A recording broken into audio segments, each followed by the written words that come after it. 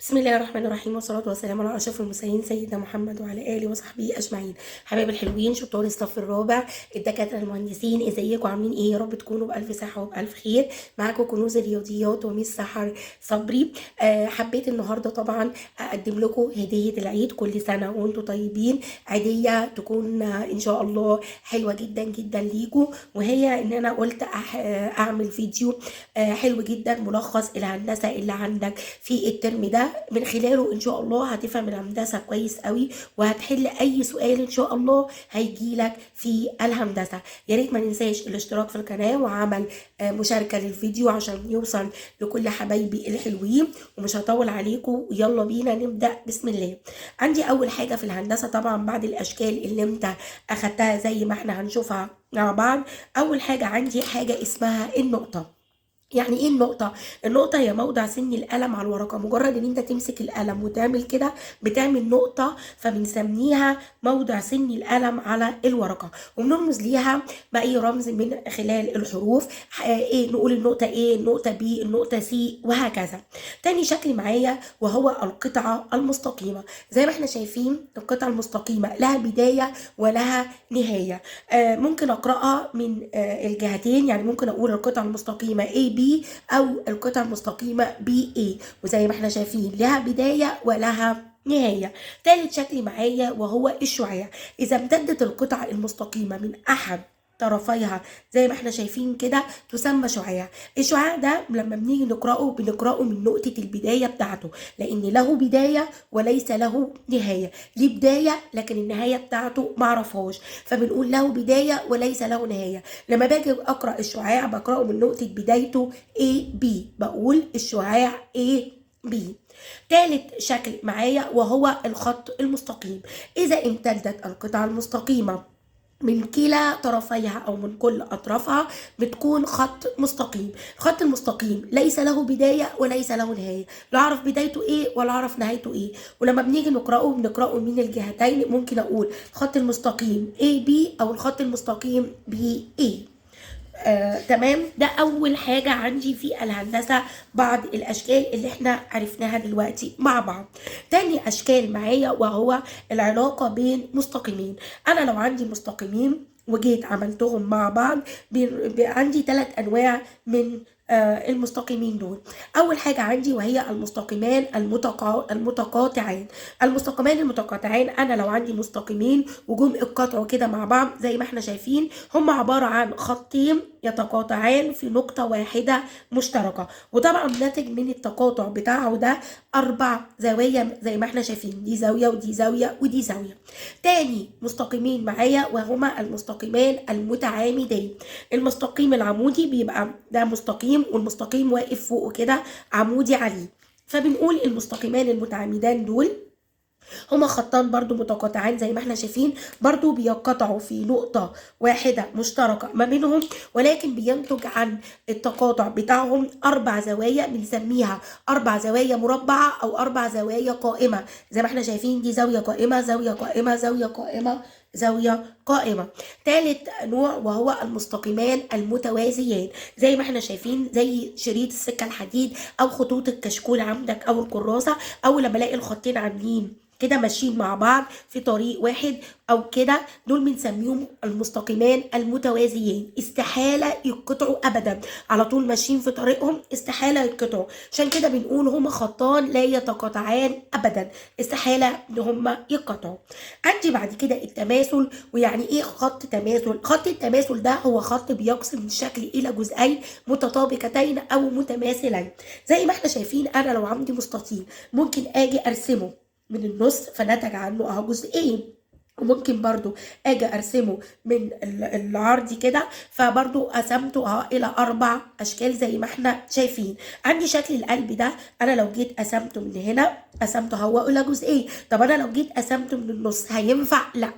يبقى خط التماثل خط بيرسم الشكل الى جزئين متطابقتين او متماثلتين. وطبعا عندي المربع ليه 4 خطوط تماثل، المستطيل ليه خطين تماثل، وهكذا.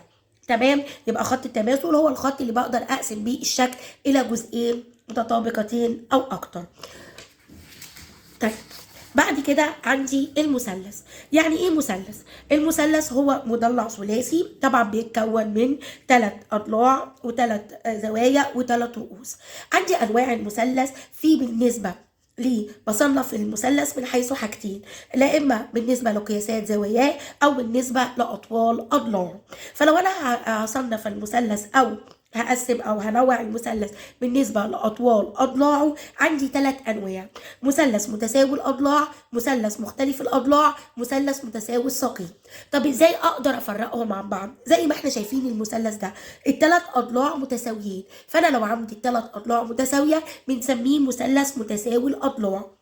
لو عندي الضلع ده بخمسة، خمسة يبقى ده متساوي الأضلاع. لو عندي الثلاث أضلاع مختلفين زي ما احنا شايفين 6 5 3 بيبقى اسمه مثلث مختلف الأضلاع.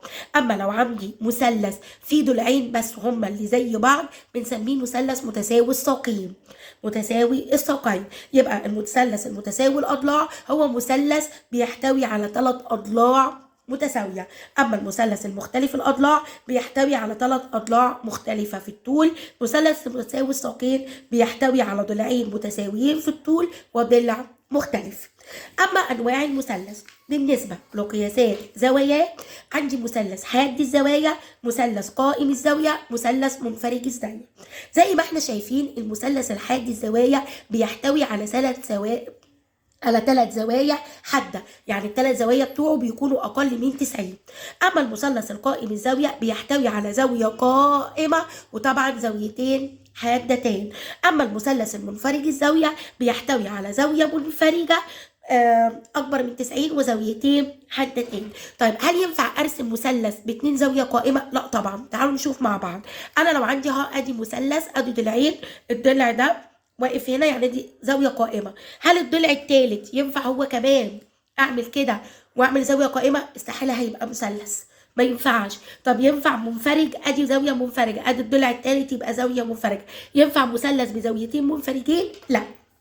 يبقى زي ما احنا شفنا ان اي مثلث بيحتوي او به زاويتان حادتان على الاقل، اي مثلث يعني ده في 3، ده في 2 حادتان وزاويه منفرجه، ده في 2 حادتان وواحده منفرجه. يبقى اي مثلث بيحتوي على زاويتان حادتان على الاقل. بيتحدد نوع المثلث طبعا حسب قياس اكبر زاويه من زواياه. يعني لو قلت لك اكبر زاويه فيه 90، ال90 قائمه يبقى ده مثلث قائم. قلت لك في زاويه اكبر زاويه مثلا ب 110 اكبر من 90 يبقى ده مثلث منفرد. طبعا استحاله زي ما انا قلت لا يمكن ان يحتوي مثلث على زاويتان قائمتان او منفرجتان. طبعا المثلث المتساوي الاضلاع هنلاحظ ان هو مثلث حاد الزوايا. تمام. دي بعض المسائل. طبعا مثلث اطوال اضلاعه 4 4 4 يكون مثلث متساوي الاضلاع. لو عندي مثلث اكبر زاويه فيه ب 90 يبقى نوعه بالنسبه لزواياه هيبقى قائم الزاويه. بيحتوي اي مثلث على زاويتان حادتان على الاقل. تمام. نشوف الورقه اللي بعده. عندي بعد كده تصنيف الزوايا. يعني ايه زاويه؟ الزاوية هي بتتكون من تقاطع مستقيمين أو شعاعين أو قطعتين مستقيمتين. زي ما احنا شايفين مع بعض دول كده مستقيمين عملوا مع بعض ايه؟ زاوية وزاوية وزاوية. دول شعاعين لما اتقطعوا مع بعض في نقطة عملوا لي زاوية. دول قطعتين مستقيمتين، برضو المستقيمين برضو القطعتين عملوا لي زاوية. طيب عندي أنواع الزوايا 4 زوايا. في زاوية قائمة، زاوية حادة، منفرجة، مستقيمة. الزاويه الحاده او الاول القائمه زي ما احنا شايفين كده ادي اهو، لما تيجي تحط كده تبقى قائمه، لما تدخل جوه شويه كده حاده تخرج بره كده منفرجه، لما يكونوا كده مع بعض تبقى مستقيمه. الزاويه القائمه قياسها طبعا بيكون 90 درجه. الزاويه الحاده اقل من 90 طبعا اكبر من الصفر واقل من 90. الزاويه القائمه اكبر من 90 واقل من 180. سوري، الزاويه المنفرجه أكبر من 90 وأقل من 180. الزاوية المستقيمة قياسها 180 درجة. يبقى أنا عندي الزاوية القائمة قياسها ب90، الحادة أقل من 90، المنفرجة أكبر من 90، المستقيمة 180 درجة. طيب إزاي بقيس الزاوية؟ بقيس الزاوية بأداة تسمى المنقلة، اللي هي بتبقى عاملة زي نص الدايرة ووحدة قياس الزاوية طبعا هي الدرجة، تبقى 5 صغيرة كده بتتحط مع الرقم. طيب بالنسبة للحركة الكاملة حول الدائرة زي ما احنا شايفين، أنا لو عندي دائرة الحركة الكاملة حوالين الدائرة بتمثل زاوية قياسها 360 درجة. طب أنا لو قلت لك نص الدائرة يبقى 180، لو قلت لك ربعها يبقى ب90. تمام. نيجي بعد كده لقراءة الزاوية. ازاي أقرأ الزاوية؟ الزاوية طبعا سهل جدا ان انا اقراها. لما بنيجي نقرا الزاويه انا عندي زاويه اهوت مرسومه. اولا فين راس الزاويه؟ راس الزاويه هي نقطه التقاطع بتاعه الشعاعين او المستقيمين او القطعتين المستقيمين اللي عندي. فانا عندي هنا شعاعين، دي نقطه التقاطع بنسميها راس الزاويه. اما ضلعي الزاويه ادي اول ضلع، وطبعا بيقرئ من نقطه البدايه بتاعته، فبنقول بي اي والقطع والضلع بي سي. يبقى عندي الضلع الاولاني بي اي والضلع بي سي. طب لما باجي اقرا الزاويه، لا اما بقراها من تحت لفوق، لا من فوق لتحت، لا اما من الراس بتاعتها. فبنقرا الزاويه بنقول الزاويه A B C او C B A، او من الراس بتاعتها بنقول الزاويه B. تمام. ادي الزاويه، وطبعا سهل جدا ان انا اقراها، ولازم نفرق دايما بين اسم الزاويه ونوع الزاويه. اسمها يعني اقرا الحروف بتاعتها، اما نوعها طبعا انا عندي قائمه ومنفرجه وحاده ومستقيمه زي ما احنا قلنا من شويه. تمام. نشوف اللي بعده. عندي بعد كده الاشكال الرباعيه. الاشكال الرباعيه طبعا هي مضلعات ثنائيه الابعاد، طبعا لها 4 اضلاع و4 زوايا و4 رؤوس. يبقى انا عندي اي شكل رباعي بنقول عليه مضلع ثنائي الابعاد. مضلع ثنائي الابعاد. عندي طبعا زي ما احنا شايفين انا لخصت لك الاشكال والخصائص بتاعه كل شكل. عندي اول شكل اللي هو المربع. المربع بالنسبه لاضلاعه معروف طبعا ان اضلاع المربع متساويه في الطول. في عندي حاجه اسمها الاضلاع المتوازيه. طبعا الاضلاع المتوازيه اهم، ادي ضلعين متوازيين وادي ضلعين متوازيين زي ما احنا شايفين، ضلعين وضلعين. فعشان كده بنقول ان الاضلاع المتوازيه به زوجان من الاضلاع المتوازيه. طبعا زي ما احنا شايفين به 4 زوايا قوائم. الشكل التاني اللي هو المستطيل زي ما احنا شايفين شكله، كل ضلعين متقابلين متساويين في الطول. هنا اضلاعه مش متساويه، لا ده كل ضلعين قصاد بعض قد بعض في الطول. برضو به زوجان من الاضلاع المتوازيه، وبرضو زي ما احنا شايفين في الشكل به 4 زوايا قائمه. يبقى انا عندي ال4 زوايا قائمه موجوده في المربع وموجوده في المستطيل. عندي بعد كده المعين، وطبعا المعين فيه صفة مشتركة بينه وبين المربع ان اضلاعه متساوية. يبقى المعين اضلاعه متساوية في الطول. برضو به زوجان من الاضلاع المتوازية زي ما احنا شايفين، هو به زاويتين حادين وزاويتين منفرجتين، به زاويتان حادتان وزاويتان منفرجتان. عندي بعد كده الشكل اللي بعد كده وهو شكل متوازي الاضلاع زي ما احنا شايفين. طبعا برضو متوازي الاضلاع عامل زي المستطيل، كل ضلعين متقابلين متساويين في الطول. برضو به زوجان من الاضلاع، ادي ضلعين وضلعين، فبه زوجان من الاضلاع المتوازيه. برضو زيه زي المعين فيه زاويتان حادتان وزاويتان منفرجتان. اخر شكل معايا وهو شبه المنحرف. شبه المنحرف اضلاع مختلفه، وفي عندي شبه منحرف متساوي الساقين. الاضلاع المتوازيه زي ما احنا شايفين به زوج واحد من الاضلاع المتوازيه. يبقى الشبه المنحرف هو الوحيد اللي به زوج واحد من الاضلاع المتوازيه، وزي ما احنا شايفين زواياه مختلفه. زي ما انتوا شفتوا ده ملخص الهندسه اللي عندك في سنه رابعه، لخصناه في مفيش اقل كمان من 20 دقيقه. اتمنى ان انت تذاكره كويس قوي، وبعد كده عندي اهو اسئله هامه لو انت ذاكرت الملخص هتعرف تحلها على طول بسرعه. عندي مثلا هنا اختار قياس الزاويه القائمه. برافو عليك يا باشمهندس، انا سامع واحد بيقول لي 90 درجه. طيب المثلث الذي اطوال اضلاعه 3 5 4، ايه ده الثلاث اضلاع مالهم مختلفين، يبقى اسمه مختلف الاضلاع. برافو عليك. نقط له بدايه وله نقطه نهايه. مين اللي ليه بدايه وله نقطه بدايه؟ برافو عليكم، القطعه المستقيمه. الزاويه التي قياسها 79، ال 79 هنا اقل من 90 ولا اكبر من 90؟ اقل من 90، يبقى نوعها حاده.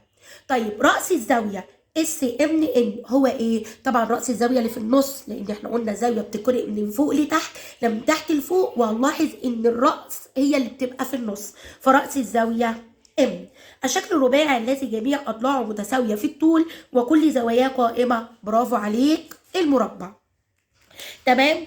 اخر حاجه عندي بيقول لي هنا راس الزاويه. قلنا راس الزاويه اللي هي النقطه اللي ناتج من خلالها تقاطع الشعاعين، وطبعا النقطه هنا ام. ضلعي الزاويه قلنا بيتقرئ من النقطه لا اما ام زد لا اما ام اس. برافو. اسم الزاويه بيتقرئ من تحت لفوق زد. اقول له الزاويه زد ام اس، او الزاويه اس ام زد، او من الراس بتاعتها ام. طبعا نوع الزاويه برافو عليك دي زاويه ايه؟ منفرجه. زاويه منفرجه. اتمنى يا رب ان انتوا تكونوا فهمتوا، واشوفكم في فيديو جديد ان شاء الله مع كنوز الرياضيات. اكيد هتحبوا الرياضيات. اشوفكم في فيديو جديد. باي باي، مع السلامه.